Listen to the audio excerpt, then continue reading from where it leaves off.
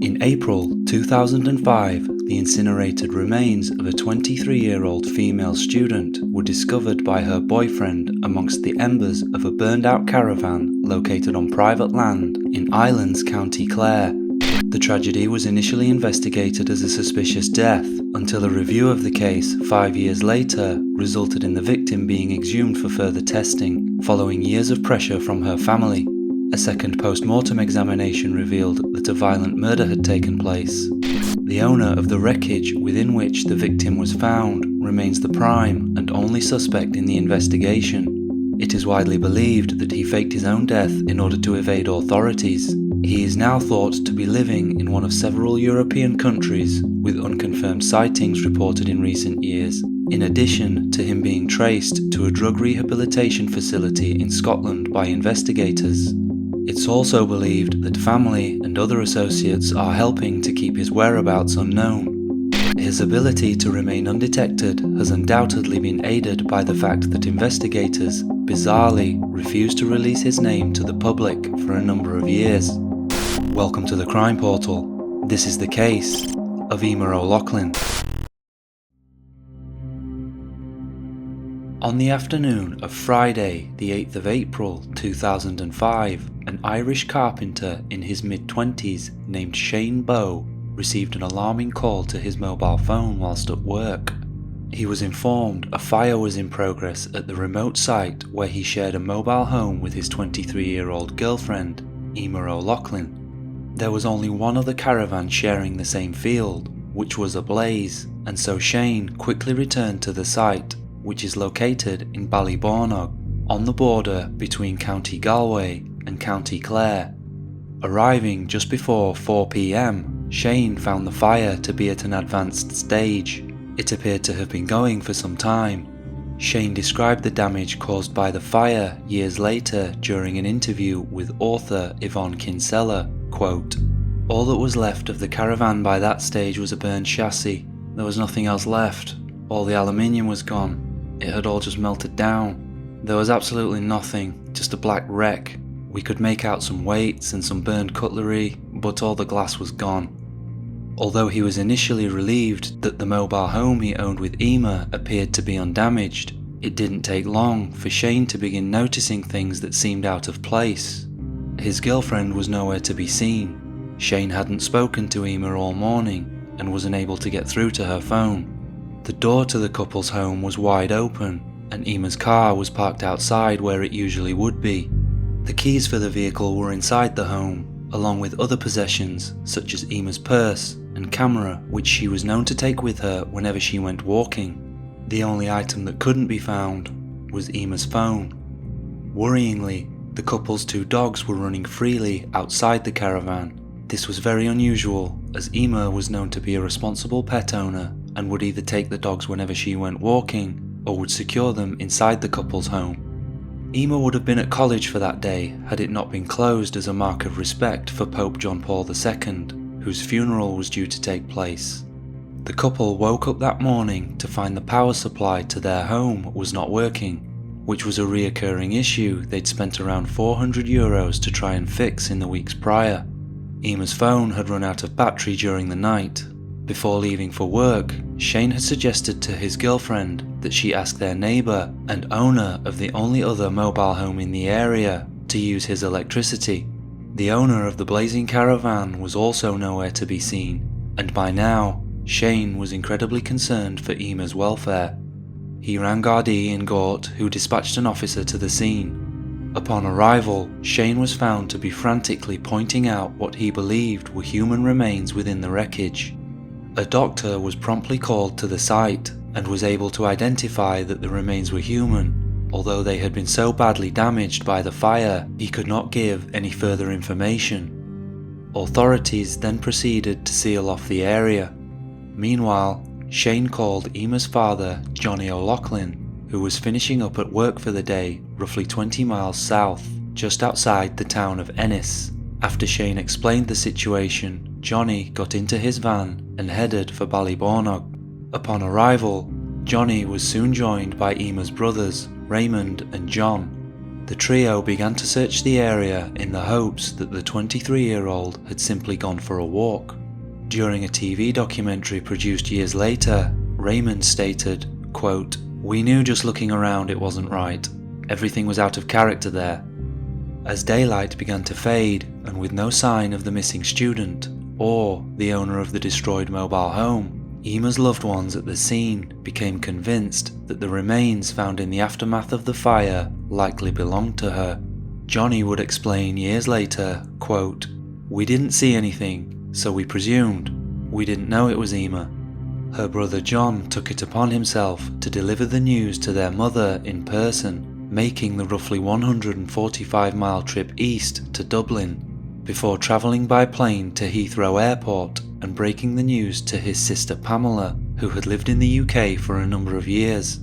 Pam would state years later, quote, "Everything was pointing to it being Emer in the fire. I think I knew straight from the beginning that it was Emer." Emer O'Loughlin was born on the 24th of February 1982 to parents Johnny and Josephine. She was the youngest of their 4 children.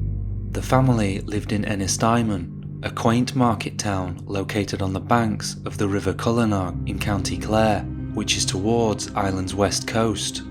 Emer is described as being a happy and confident child with an affection for animals, especially dogs and horses.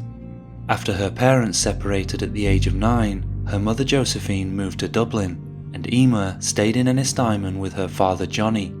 As a result, the two developed a particularly close bond, and Johnny would go on to recall years later, quote, "She went everywhere with me, she was like my shadow." From a young age, Emer showcased a creative side and is said to have always been painting, sketching or taking photographs. As a teen, Emer attended Ennistimon Vocational School and continued to develop her artistic talents. As her time at school came to an end, Emer was unsure what to do next in life. She opted to take some time out to consider her options and went on to try out several jobs in an effort to find something to pursue as a career. During this time, Emer and Shane began a relationship. Shane would recount, quote, "I first met Emer when I was about 12 or 13 when I was on holidays in Ennistimon. I used to go down there every summer and knew her on and off for years. When I was about 17, we became good friends and it just sort of took off from there. It just worked. I think in the 5 years we were together, we only spent 10 or 15 days apart. We were very close." The young couple decided it was the right time in their lives to travel, spending 2 years in the Netherlands, following which they enjoyed a trip across Thailand. Upon their return to the Emerald Isle and ready to settle down, the couple made the decision to begin living in a mobile home in the rural countryside of Ballbornagh. They planned to save up money and build their own house. Emer's father, Johnny, would later state, quote, "I remember the first day she got the mobile home. I put it in with the Jeep to the site and it was the happiest day of her life." Taking inspiration from the stunning landscapes which surrounded the couple's home, Emer's love for art flourished and her talent blossomed. She would often embark on walks to draw what she observed while exploring and take photos of the beautiful scenery. In September 2004, Emer enrolled on an art course at the Galway Mayo Institute of Technology as part of her bigger plans to study at the National College of Art and Design in Dublin. By 2005, her hard work had paid off and she was accepted onto her chosen course starting that September. Shane would later recall, quote, "We had plans to build a house and things were going well, but Emer's education was a priority, so if she had moved to college in Dublin, we would have figured a way around it." Obviously, investigators wanted to locate the owner of the burned out mobile home to ensure the remains didn't belong to him and of course to see if he knew anything about Emer's whereabouts. That man was 36-year-old John Griffin, who was originally from Merview, close to the city of Galway, just over 20 miles north of Ballbornagh. Griffin was well known to authorities, having previous convictions for assault and a history of violence towards women. He is said to have had a reputation for aggressive behaviour amongst the local community. According to a 2005 article by the Irish Independent, Emer knew Griffin and was believed to have been afraid of him. Various articles also report that Griffin was a known drug dealer in Galway City, which is where he was eventually found on the evening of the fire. Griffin told them that he had not been in Ballbornagh since the previous day, that he'd stayed in the city overnight with a relative and couldn't provide any further information. The following day, the remains found in the burned-out caravan were transported to University Hospital Galway, and a post-mortem examination was carried out by Deputy State Pathologist Michael Curtis. Due to the fire damage, Mr. Curtis was only able to confirm the remains were that of a young woman, but could not determine a cause of death. The remains could only be identified using DNA testing, and so a sample was taken from Emer's father Johnny for analysis. Officers began interviewing the few witnesses they could find in the sparsely populated countryside, and were able to deduce the fire likely started around midday but wasn't noticed for some time. As the early stages of the investigation continued, a series of bizarre events unfolded involving the owner of the burned-out mobile home, John Griffin. 3 days after the fire, Griffin travelled to Connemara. From there, he took the ferry to Inishmore, the largest of the Aran Islands and home to the historic ruins of Dunengus, a 3,000-year-old fort sitting atop a 300-foot cliff. When he arrived, Griffin proceeded to barricade himself inside the fort before going on to pelt passers-by with stones whilst screaming erratically. Authorities were alerted and attended the scene. They found Griffin to be in an agitated state and threatening to jump off the enormous cliff. Unable to coax Griffin from the fort verbally, officers in riot gear were eventually flown over from the mainland. The Aran Islands lifeboat was also called out in case Griffin did decide to jump. After a standoff which lasted several hours, Griffin eventually left with authorities and was taken to St. Bridget's Hospital in Ballinsloe. The following day, DNA results confirmed that the remains in the fire did in fact belong to Emer O'Loughlin. It was reported in the following days that authorities were treating the death as suspicious at this stage, and issued an appeal to taxi drivers who may have taken passengers to or from the Ballbornagh area on the morning of the fire. They also appealed to a man seen driving either a red or orange car in the area at the time the fire took place. The O'Loughlin family were rapidly becoming frustrated with the lack of progress as a result of the investigation. Understandably, they felt officers should be focusing their efforts on John Griffin, given his previous history and notorious reputation. Instead, the early days of the investigation centered around Emer's boyfriend, Shane Bow, despite the fact he had an airtight alibi, having been at work surrounded by colleagues until receiving the call about the fire.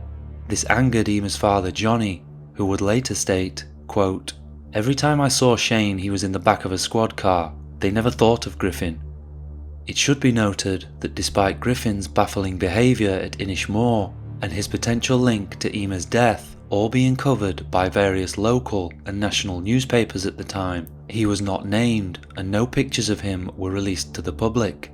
Instead, he was simply referred to as the 36-year-old male owner of the mobile home in which Emer had died, along with very general, basic descriptions of his appearance.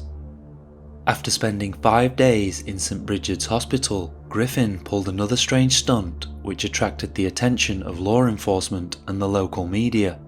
After shaving off his dreadlocks and facial hair in order to drastically change his appearance, he is reported to have signed himself out of the facility.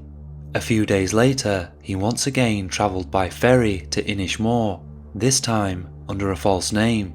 He was later identified by witnesses due to what newspapers reported at the time as, quote, distinctive neck tattoos. Later that day, authorities were informed that Dunengus Fort had once again been barricaded. As they arrived, officers were surprised to see that Griffin was not in the area, instead coming across a neatly folded pile of men's clothing at the cliff's edge, which they determined were his. Authorities wondered if Griffin may have gone through with his threats from the previous week and jumped off the cliff. A full-scale search of the area was carried out on both land and in the water using helicopters, lifeboats and divers. but John Griffin was nowhere to be found. There was no evidence to show that he returned to the mainland. He was never reported missing by his friends and family, and his clothes were also never claimed. Investigators were not convinced that John Griffin was actually dead, and made public appeals in the coming weeks to announce that he was wanted for questioning in relation to Emer's death, which was still not being treated as a murder. It was theorized that Griffin could have fled the island using a small private boat, possibly with assistance from an accomplice, and that he had tried to fake his own death in order to evade authorities. The media suggested Griffin's disappearance could be similar to that of Colin Whelan, a computer analyst who faked his own death and fled to Spain after killing his wife, Mary Goff. Whelan was spotted by an Irish holidaymaker working in a bar. He was extradited and pleaded guilty to the murder in 2005. The crime occurred in Dublin and received plenty of media coverage, leading some to believe that John Griffin could have taken inspiration from Colin Whelan's disappearing act.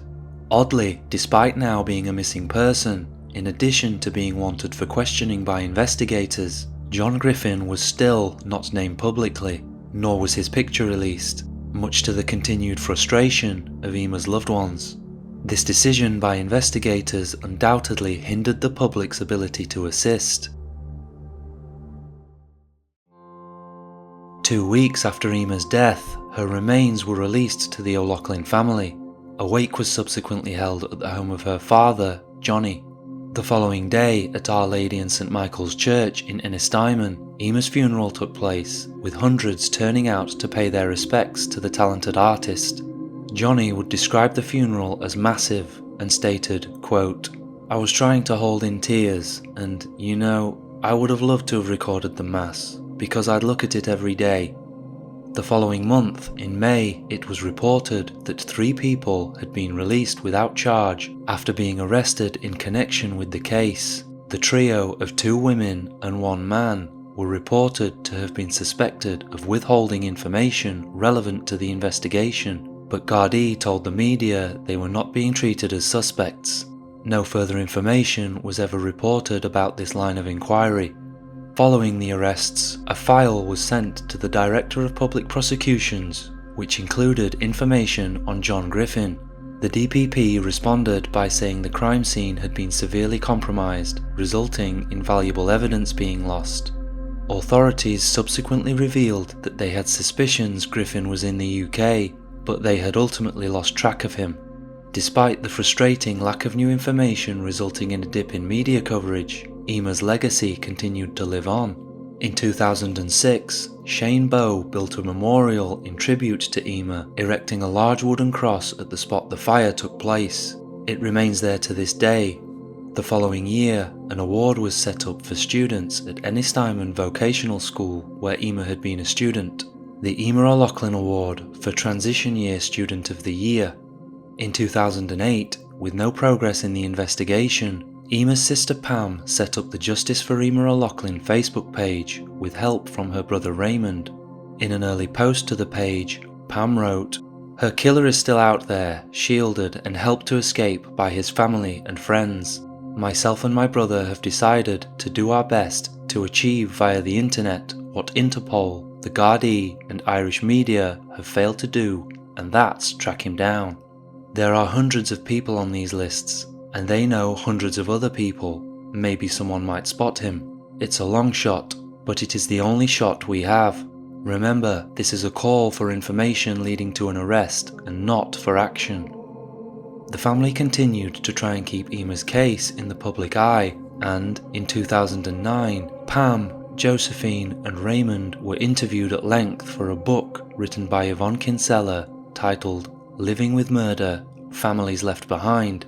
This book is also the only instance I was able to find where Emer's boyfriend, Shane Bow, talks extensively about the case. Finally, in 2010, there was some movement in the investigation as the Serious Crime Review team made the decision to undertake a review of Emer's case. By this time, Emer's loved ones were desperate for answers following years of what they rightly perceived to be inaction by authorities. John Griffin had still not been named publicly, and the family took particular issue with Emer's demise being referred to as a suspicious death by investigators. When speaking to the review team, Pam O'Loughlin was told because the original post-mortem had been inconclusive, they could not say with 100% certainty how Emer died.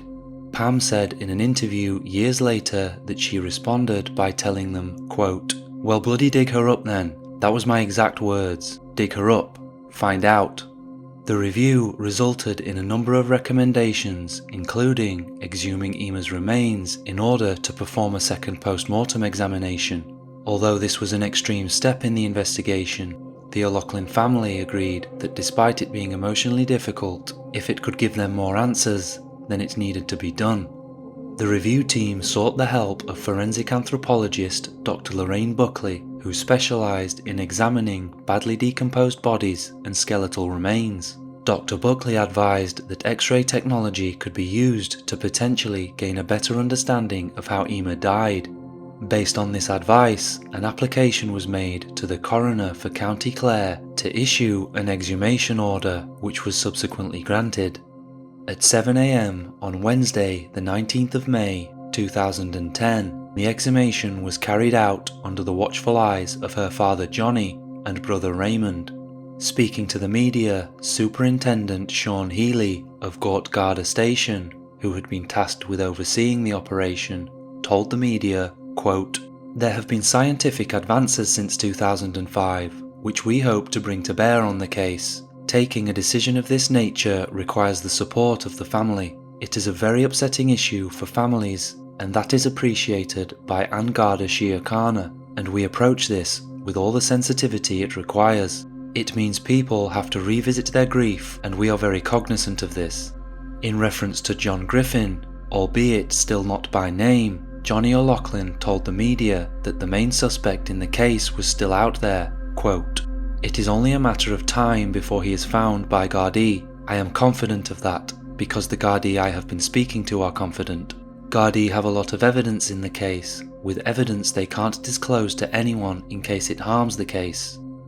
Emer's remains were transferred to University College Galway Hospital for a fresh examination by Deputy State Pathologist Dr. Michael Curtis with the help of Dr. Buckley.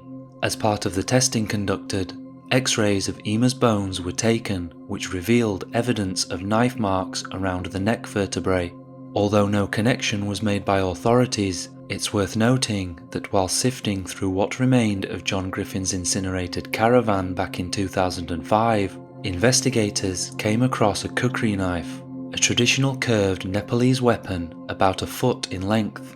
With this new forensic evidence, authorities upgraded the investigation from a suspicious death to a murder, confirming what the O'Loughlin family had believed from the start.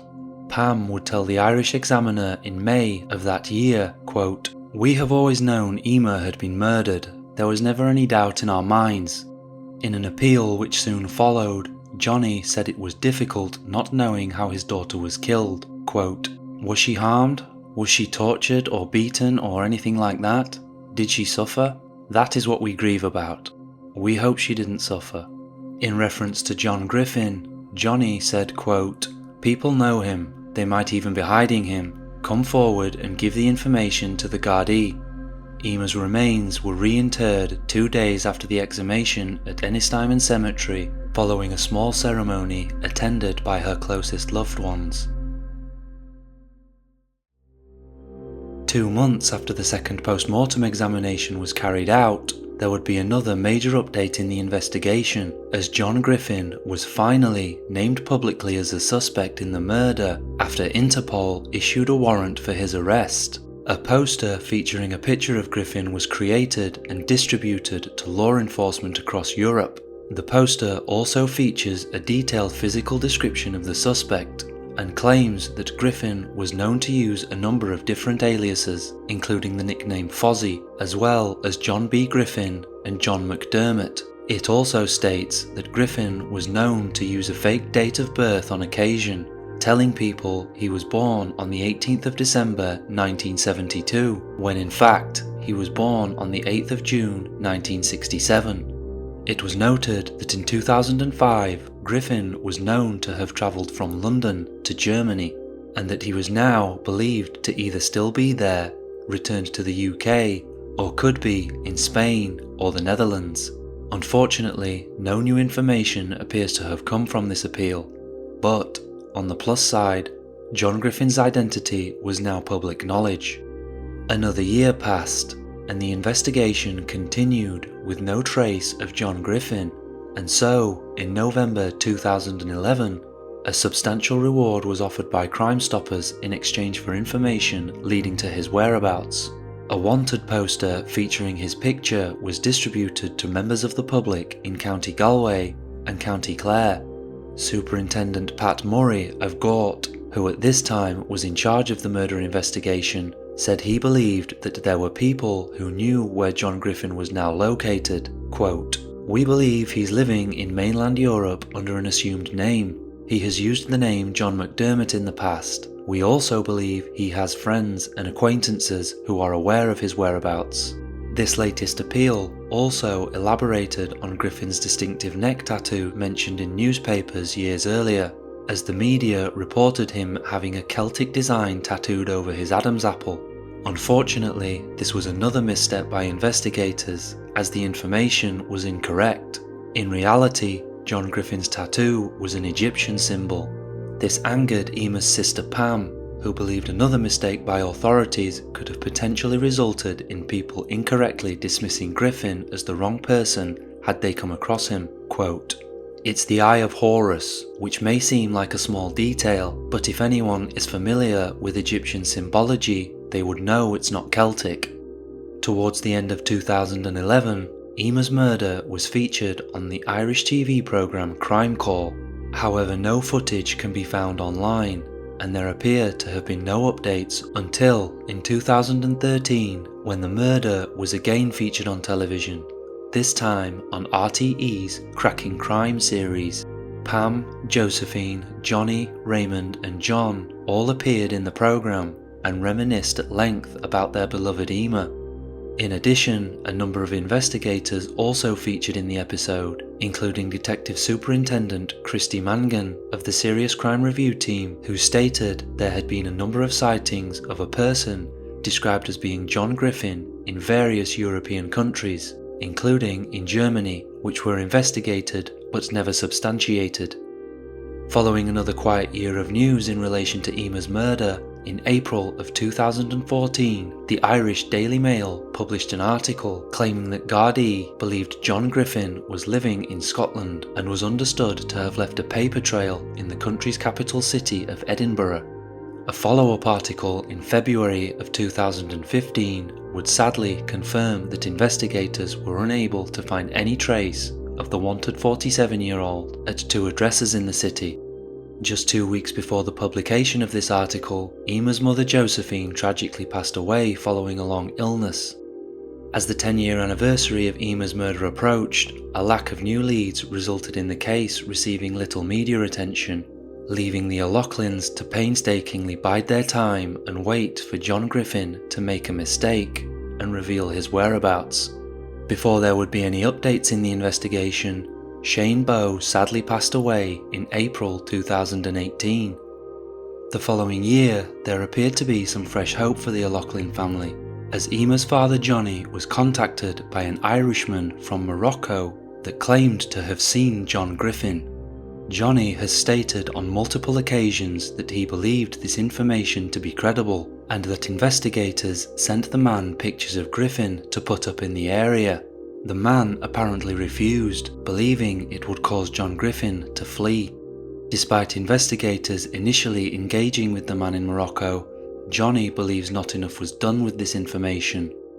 In January 2022, it was revealed by the Irish Independent that investigators had, after all, found evidence that John Griffin had been living in Scotland a few years prior. He was traced to a drug rehabilitation facility thanks to a coordinated effort by Gardaí, Interpol and Police Scotland. Unfortunately, Griffin had absconded before authorities became aware he was a patient. January 2022 also marked the start of a number of appeals for information ahead of the release of a third TV documentary examining the case as part of TG4's series Maru in Armeisk. The episode aired on the 25th of May, and at the time of recording this video, it can still be viewed in full on the TG4 website.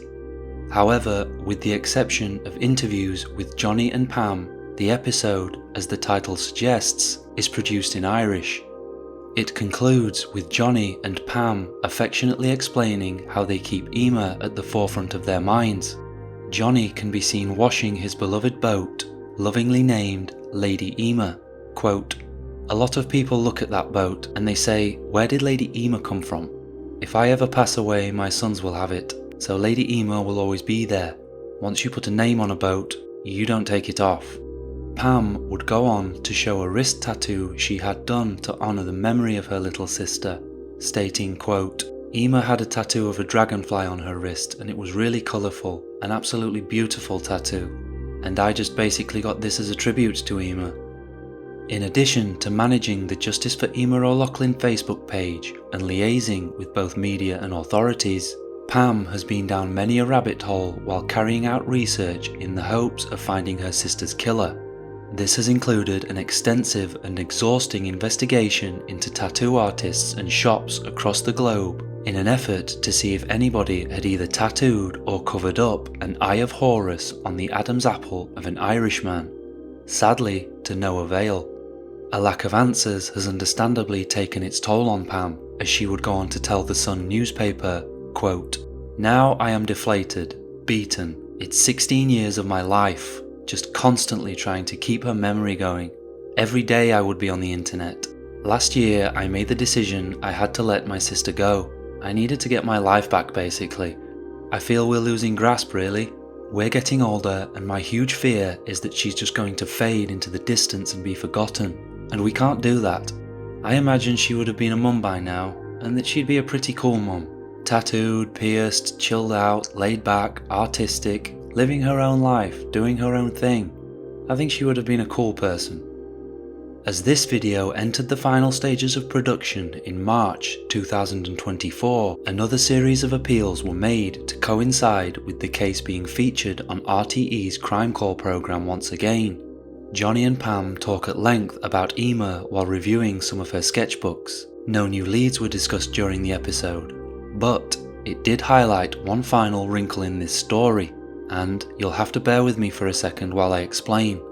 This is an image of suspect John Griffin that you have seen several times throughout this video, and here is the image used during the recent Crime Call programme. Do you notice any differences? For some reason, the more recent image has the logo on John Griffin's woolly hat, clearly that of the New York Yankees baseball team, removed. More interestingly, there is now what appears to be an Eye of Horus tattoo on Griffin's neck. According to a post made to the Justice for Emer O'Loughlin Facebook group, made by a moderator the day after the Crime Call episode aired, the photo of Griffin was taken several days after the event. The photograph was allegedly taken by authorities, which would make sense, as despite the image not being a formal mugshot, Griffin clearly appears to be handcuffed. It seems safe to assume that the original image is the one showing Griffin with no neck tattoo, as it wouldn't make sense to retrospectively Photoshop a logo onto the hat that he can be seen wearing. If this photo was taken several days after Emer's murder, it poses the question, why did John Griffin not have a neck tattoo on his Adam's apple? This would imply he got the tattoo after he disappeared, in which case, how would investigators, or anyone for that matter, know that he had it?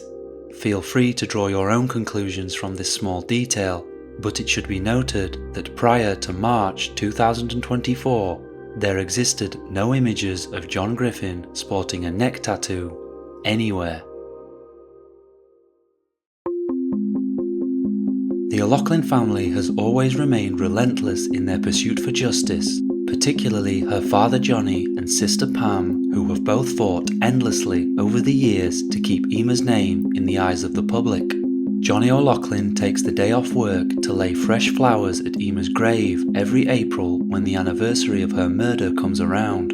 In one of his more recent interviews, Johnny told the Clare champion, quote, "We're just hoping for justice. That's the main aim. Justice for Emer one day. That's all you want. It's all you can hope for. Nothing can bring her back." In hindsight, Johnny wonders if the struggles that Emer and Shane were experiencing with the power supplied to their mobile home may have been intentionally caused by John Griffin in an attempt to lure them to his property. Johnny would go on to say, quote, "I have a feeling that when she went over there to connect her mobile phone, she spotted something that he didn't want her to know. That's only suspicion. It would be unrealistic to suggest that John Griffin has managed to remain undetected since 2005 without the help of those closest to him, which means there are a number of individuals out there who know exactly where he is at this moment in time. This, along with the possibility that Griffin could slip up and reveal himself at any moment, means there still remains a very real chance that Emer could one day receive the justice she deserves. The right information could assist authorities in solving a case which could and should have been solved in the days or weeks following Emer's murder had the initial investigation been more competent and thorough, sparing Emer's loved ones of nearly 2 decades of unimaginable pain and frustration. The decision made by authorities not to release John Griffin's name or picture to the public for so long is inexcusable. Griffin would now be in his late 50s. He is around 5 feet 11 inches tall with blue eyes and brown receding hair. He is known to go by the nickname Fozzie and use the aliases John B. Griffin and John McDermott. In addition, he has previously used a false date of birth from the year 1972 instead of his correct birth year of 1967. When last seen in Ireland, Griffin was spotted with an Eye of Horus tattoo on his Adam's apple, although this could of course have been removed, covered up, or be hiding beneath facial hair by now. Griffin previously lived at number 24 Cardinal Cushing Road in Merview, County Galway, and is thought to still have connections in his home country, in addition to the UK, the Netherlands, Germany, Spain, and Morocco. If you have any information relating to the whereabouts of John Griffin or the murder of Emer O'Loughlin, then please contact Gort Garda Station or Interpol. Alternatively, you can submit information via the Justice for Emer O'Loughlin Facebook page, to which I will leave a link in the description of this video. Rest in peace, Emer, and I sincerely hope your remaining family members eventually get the closure they deserve. The Crime Portal is a channel dedicated to exploring lesser-known murder and missing persons cases.